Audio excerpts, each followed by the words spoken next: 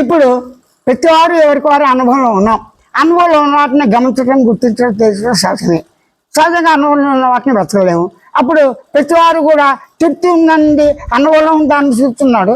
అనుభవంలో అసంతృప్తి అంటే అనుభూతులు అన్నీ కూడా స్వయం అనుభవమే. స్వయం అనుభవం తనకు తానే ఉన్నాడుగా. కానీ ఇక్కడ ఏంటి, అసంతృప్తి కానీ అనేక రకాల అనుభవాలు, అనుభూతులు, వాసనలు, దేశం, కాలం, వస్తువులు, మనుషులు, జాతి, కులం, మతం ఇవన్నీ ఉన్నాయి లేవనే ప్రసక్తి ఉంది. ఆ ప్రసక్తి ఎత్తకుండా ఉండు. ఎలాగా అనుకునేవాడుగా ఉన్నావు. అనుకోవటం ఎరుక లక్ష్యంతోనే సహజంగా ఉన్నాను. ఏమి లేదు ఇక్కడ. ఎరుక సహజం, స్పృహ సహజం, సహజ జ్ఞానం సహజం, సహజ తెలివి సహజం, సహజ భావం సహజం, సహజ శబ్దం సహజం, సహజ నిద్ర సహజం, సహజ కళ అన్ని సహజ అనుభవాలుగా. ఆ సహజ అనుభవం చెప్పేసి నీవు సహజ భావంతోనే ఇవన్నీ ఉన్నాయి. అదే సహజ భావంతో నేనున్నా కదా అని తాను ఒక శబ్దంతో భావాన్ని కానీ, ఏ లక్షణాన్ని కానీ, ఏ ధర్మం కానీ అన్ని తానే ఆ యొక్క శబ్దం యొక్క కదలికను గమనించి ఊరుకుంటూ, లేదా భావ కదలికను గమనించి ఊరుకో, లేదా ఆ నిద్ర స్థితిని ఎదుగుతో గుర్తించి గమనించి ఊరుకో. అంటే నువ్వు అలాగే ఉండు. అంతేగాని అసంతృప్తి, తృప్తి ఉంది, కార్యకారణాలు ఏంటి, ఇది అందరికీ ఉందా, నాకుందా అనే పోలికలు కానీ తనకు తాను కూడా నేను నాది అంటాం కూడా అది సహజంగా జరిగిపోతుంది.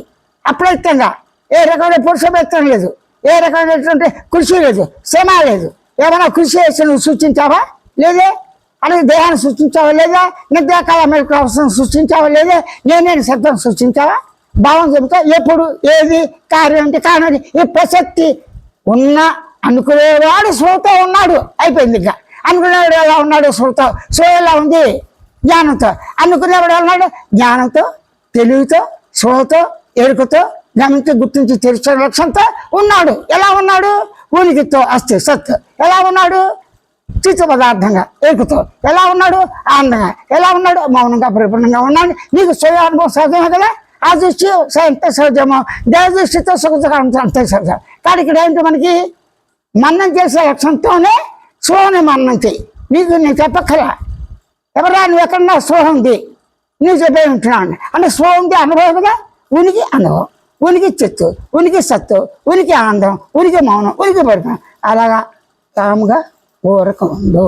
ఎవరికి వారే ఉండండి.